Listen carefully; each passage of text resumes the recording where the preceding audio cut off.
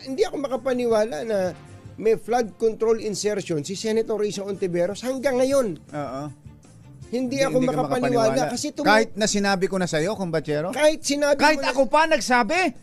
Parang mas gusto kong masakit naman yan, kumbachero.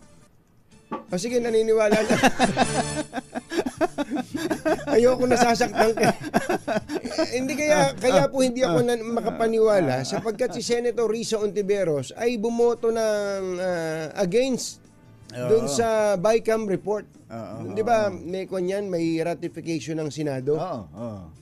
Yung pagkatapos ng BICAM report, ibabalik sa Senado at pagbobotohan, iraratify.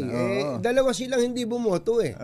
Si Senator Risa, saka si Senator Coco Pimentel, pareho silang dalawang opposition. Nasa minority. Kaya hindi ako makapaniwala na meron siyang insertion. Baka ang na flood control Na flood control. Baka iniisip niya hindi, ano lang to. Yun ang ceremonial function lang ng opposition. Ganon? Baka parang ganon. Ministerial sa parte ministerial. nila. Kaya lang, yun nga eh. Hindi kaya may ibang nagparking din kay Senator Risa? Wala naman siyang garahe. Ikaw nga magpaliwanag, Senator Risa. Bakit nga Senator, makisuyo. Pero hindi natin nilalagyan